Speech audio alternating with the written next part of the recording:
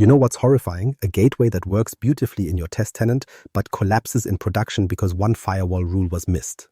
That nightmare cost me a full weekend and 2 gallons of coffee. In this episode, I'm breaking down the real communication architecture of gateways and showing you how to actually bulletproof them. By the end, you'll have a 3-point checklist and one architecture change that can save you from the caffeine-fueled disaster I lived through. Subscribe at M365. We'll even send you the troubleshooting checklist so your next rollout doesn't implode just because the setup looked simple. The setup looked simple until it wasn't. So here's where things went sideways. The setup looked simple until it wasn't.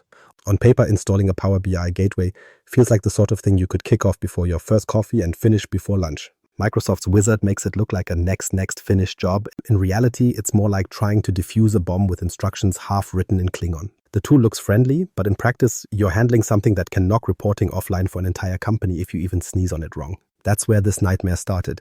The plan itself sounded solid. One server dedicated to the gateway. Hook it up to our test tenant, turn on a few connections, run some validations, no heroics involved. In our case, the portal tests all reported back with green checks. Success messages popped up. Dashboards pulled data like nothing could go wrong. And for a very dangerous few hours, everything looked textbook perfect. It gave us a false sense of security, the kind that makes you mutter, why does everyone complain about gateways? This is painless. What changed in production? It's not what you think. And that mystery cost us an entire weekend. The moment we switched over from test to production, the cracks formed fast. Dashboards that had been refreshing all morning suddenly threw up error banners. Critical reports, the kind you know executives open before their first meeting, failed right in front of them with big red warnings instead of numbers. The emails started flooding in, first analysts, then managers, and by the time leadership was calling, it was obvious that the easy setup had betrayed us. The worst part? The documentation swore we had covered everything. Supported OS version? Check. Server patches? Done. Firewall rules as listed? In there twice. On paper, it was compliant. In practice, nothing could stay connected for more than a few minutes. The whole thing felt like building an IKEA bookshelf according to the manual, only to watch it collapse the second you put weight on it. And the logs? Don't get me started. Power BI's logs are great if you like reading vague fortune cookie lines about connection failures. They tell you something is wrong, but not what, not where, and definitely not how to fix it. Every breadcrumb pointed toward the network stack. Naturally, we assumed a firewall problem. That made sense. Gateways are chatty, they reach out in weird patterns, and one missing hole in the wall can choke them. So we did the admin thing, line-by-line firewall review. We crawled through every policy set, every rule. Nothing obvious stuck out. But the longer we stared at the logs, the more hopeless it felt. They're the IT equivalent of being told, the universe is uncertain. True, maybe. Helpful? Absolutely not. This is where self-doubt sets in. Did we botch a server config? Did Azure silently reject us because of some invisible service dependency tucked deep in Redmond's documentation vault? And really, why do test tenants never act like production? How many of you have trusted a green checkmark in test only to roll into production and feel the floor drop out from under you? Eventually, the awful truth sank in. Passing a connection test in the portal didn't mean much. It meant only that the specific handshake at that moment worked. It wasn't evidence the gateway was actually built for the real-world communication pattern. And that was the deal breaker. Our production outage wasn't caused by one tiny mistake. It collapsed because we hadn't fully understood how the gateway talks across networks to begin with. That lesson hurts. What looked like success was a mirage. Test congratulated us. Production punched us in the face. It was never about one missed checkbox. It was about how traffic really flows once packets start leaving the server. And that's the crucial point for anyone watching. The trap wasn't the server, wasn't the patch level, wasn't even a bad line in a config file. It was the design. And this is where the story turns toward the network layer. Because when dashboards start choking and the logs tell you nothing useful, your eyes naturally drift back to those firewall rules you thought were airtight. That's when things get interesting. The firewall rule nobody talks about. Everyone assumed the firewall was wrapped up and good to go. Turns out everyone was wrong. The documentation gave us a starting point, some common ports, some IP ranges, looks neat on the page, but in our run, that checklist wasn't enough. In test, the basic rules made everything look fine. Open the standard ports, whitelist some addresses, and it all just hums along. But the moment we pushed the same setup into production, it fell apart. The real surprise? The gateway isn't sitting around hoping clients connect in, it reaches outward. And in our deployment, we saw it trying to make dynamic outbound connections to Azure services. That's when the logs started stacking up with repeated service bus errors. Now, on paper, nothing should have failed. In practice, the corporate firewall wasn't built to tolerate those surprise outbound calls. It was stricter than the test environment, and suddenly that gateway traffic went nowhere. That's why the test tenant was smiling and production was crying. For us, the logs became Groundhog Day. Same error over and over, pointing us back to Azure. It wasn't that we misconfigured the inbound rules, it was that outbound was clamped down so tightly the server could never sustain its calls. Test had relaxed outbound filters, production didn't. That mismatch was the hidden trap. Think about it like this. The gateway had its ID badge at the border, but when customs dug into its luggage, they tossed it right back. Outbound filtering blocked enough of its communication that the whole service stumbled. And here's where things get sneaky. Admins tend to obsess over charted ports and listed IP ranges. We tick off boxes and move on. But outbound filtering doesn't care about your charts. It just drops connections without saying much. And the logs won't bail you out with a clean explanation. That's where FQDN-based whitelisting helped us. Instead of chasing IP addresses that change faster than Microsoft product names, we whitelisted actual service names. In practice, that reduced the constant cycle of updates. We didn't just stumble into that fix. It took some painful diagnostics first. Here's what we did. First, we checked firewall logs to see if the drops were inbound or outbound. It became clear fast it was outbound. Then we temporarily opened outbound traffic in a controlled maintenance window. Sure enough, reports started flowing. That ruled out app bugs and shoved the spotlight back on the firewall. Finally, we ran packet captures and traced the destination names. That's how we confirmed the missing piece. The outbound filters were killing us. So after a long night and a lot of packet tracing, we shifted from static rules to adding the correct FQDN entries. Once we did that, the error messages stopped cold. Dashboards refreshed, users backed off, and everyone assumed it was magic. In reality, it was a firewall nuance we should have seen coming. Bottom line, in our case, the fix wasn't rewriting configs or reinstalling the gateway. It was loosening outbound filtering in a controlled way, then adding FQDN entries so the service could talk like it was supposed to. The moment we adjusted that, the gateway woke back up.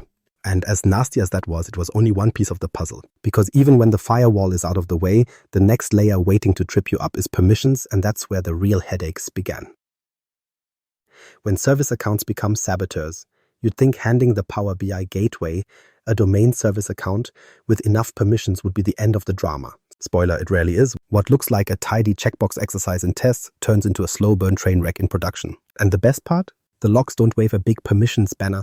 They toss out vague lines like not authorized, which might as well be horoscopes for all the guidance they give. Most of us start the same way. Create a standard domain account, park it in the right OU, let it run the on-premises data gateway service. Feels nice and clean. In test, it usually works fine. Reports refresh, dashboards update, the health check flowers are all green. But move the exact setup to production, suddenly half your datasets run smooth, the other half throw random errors depending on who fires off the refresh. It doesn't fail consistently, which makes you feel like production is haunted. In our deployments, the service account actually needed consistent credential mappings across every backend in the mix. SQL, Oracle, you name it. SQL would accept integrated authentication, Oracle wanted explicit credentials, and if either side wasn't mirrored correctly, the whole thing sputtered. The account looked healthy locally, but once reports touched multiple data sources, random access denied bombs dropped. Editor note, link vendor-specific guidance in the description for SQL, Oracle, and any other source you demo here. Here's a perfect example. SQL-based dashboards kept running fine, but anything going against Oracle collapsed. One account, one gateway, two totally different outcomes. The missing piece? That account was never properly mapped in Oracle. Dev got away without setting it up. Prod refused to play ball, and that inconsistency snowballed into a mess of partial failures that confused end users and made us second-guess our sanity. It didn't stop there. The gateway account wasn't only tripping on table reads. Some reports used stored procedures, views, or linked servers. The writes looked fine at first, but the moment a report hit a stored procedure that demanded elevated privileges, the account face planted. Test environments were wide open, so we never noticed. Prod locked things tighter, and suddenly reports that looked flawless started choking for half their queries. Least privilege policies didn't help. We all want accounts locked down. But applying just enough permission too literally became a chokehold. Instead of protecting data, it suffocated the gateway. Think of it like a scuba tank strapped on tight, but with the valve turned off. You've technically got oxygen, but good luck breathing it. Here's what we tried to cut through the noise. First, we swapped the gateway service account for a highly privileged account temporarily. If reports refreshed without issue, we knew the problem was permissions. Then we dug into database audit logs and used SQL Profiler on the SQL side to see the exact auth failures. Finally, we checked how each data source expected authentication. Integrated for SQL, explicit credentials for Oracle, and in some cases Kerberos delegation. Those steps narrowed the battlefield faster than blind guesswork. Speaking of Kerberos, if your environment does use it, that's another grenade waiting to go off. Double-check the delegation settings and SPNs, miss one checkbox and reports run under your admin login, but mysteriously fail for entire departments. But don't chase this unless Kerberos is actually in play in your setup. Editor note, link to Microsoft's Kerberos prerequisites doc if you mention it on screen. And the logs? Still useless. Unauthorized. Access denied. Thanks, Gateway. They don't tell you this stored procedure needs execute or Oracle never heard of your account. Which meant we ended up bouncing between DBAs, security teams, and report writers, piecing together a crime scene built out of half clues. By the time we picked it apart, the pattern was obvious. Outbound firewall fixes had traffic flowing. But the service account itself was sabotaging us with incomplete writes across sources. That gap was enough to break reports based on seemingly random rules, leaving our end users as unwilling bug reporters. Bottom line, the service account isn't a plug-and-forget detail. It's a fragile central piece. If you're seeing inconsistent dataset behavior, suspect two things first. Outbound firewall rules or the service account. Those two are where the gremlins usually hide. And once you get both of those under control, another trap is waiting. It's not permissions and it's not ports. It's baked into where and how you deploy your gateway. That mistake doesn't scream right away. It lurks quietly until the system tips over under load. That's the next headache in line. Architectural mistakes that make gateways go rogue. Even after you've tamed the firewall and nailed down your service accounts, there's still another problem waiting to bite you. Architecture. You can set up the cleanest permissions and the most polished firewall rules, but if the gateway sits in the wrong place or runs on the wrong assumptions, the whole thing becomes unstable. These missteps don't show up right away. They sit quietly in test or pilot, then explode the moment real users pile on. The first trap is convenience deployment. Someone says, just drop the gateway on that VM, it's already running and has spare cycles. Maybe it's a file server, maybe it's a database server. It looks efficient on paper. In practice, gateways are greedy underloaded. They don't chew constant resources, but when refresh windows collide, CPU spikes and everything competes. That overworked VM caves, and the loser is usually your reports. Second, placement. Put the gateway in the wrong data center and you've baked latency into your design. During off hours, test queries look fine, but when 100 users are hammering it during the day, every millisecond of latency compounds. Reports crawl, dashboards time out, and suddenly the network takes the blame. Truthfully, it wasn't the network, just bad placement. Third, clustering, or worse, no clustering. Technically, clustering is labeled as optional, but if you care about keeping reporting alive in production, treat it as mandatory. One gateway works until it doesn't. And if you think slapping two nodes into the same host counts as high availability, that's pretend redundancy. Both can die together. If you're going to cluster, spread nodes across distinct failure domains so a single outage doesn't torch the whole setup. Editor note, include Microsoft's official doc link on clustering and supported HA topologies in the description. Let me put it in real terms. We once sat through a quarter-end cycle where all the finance users hit refresh at nearly the same time. The gateway, running alone on a spare capacity VM, instantly hit its max threads. Dashboards froze. Every analyst stared at blank screens while we scrambled to restart the service. Nobody in that meeting cared that it had worked fine in test. They cared that financial reporting was offline when they needed it most. That's the difference between test success and production failure. So what do you actually do about it? 3 things. First, run gateways on dedicated hosts, not shared VMs. Second, if you deploy a cluster, make sure the nodes sit in distinct failure zones and are built for real load balancing. Third, keep the gateways as close as possible to your data sources. Don't force a query to cross your WAN just to update a dashboard. Editor note, verify these points against the product docs and add links in the video description for clustering and node requirements. That's the install side. On the monitoring side, watch resource usage during a pilot. In our case, we tracked gateway threads, CPU load, and queue length. When those queues grew during simulated peak runs, we knew the architecture was underpowered. Adding nodes or moving them closer to the databases fixed it. Editor note, call out specific metric names only if verified against Microsoft's official performance docs. And don't fall for the if it ain't broke, don't fix it mindset. Gateways rarely show stress until the exact moment it matters most. If you don't plan for proper architecture ahead of time, you're setting yourself up for those nightmare outages where the fix requires downtime you can't get away with. Bottom line, sloppy architecture is the silent killer. If you want production-ready reliability, stick to that 3-point checklist, monitor performance early, and don't fake redundancy by stacking nodes on the same box. Of course, all of this assumes you're sticking with the classic on-premises data gateway model, but here's where the story takes a turn. Because sometimes the smarter play isn't fixing the old gateway at all. Sometimes the smarter move is realizing you've been using the wrong tool. How VNet data gateways save the day. Enter the alternative, VNet data gateways. Instead of fussing with on-prem installs and a dozen fragile rules, this option lives inside your Azure Virtual Network and changes the game. Here's what that really means. The VNet Data Gateway runs as a service integrated with your VNet. In our deployments, that cut down how often we had to negotiate messy perimeter firewall changes, and it frequently simplified authentication flows. But big caveat here, verify the identity and authentication model for your tenant against Microsoft's documentation before assuming you can throw away domain accounts entirely. Editor note, drop a link to Microsoft's official VNet Gateway docs in the description.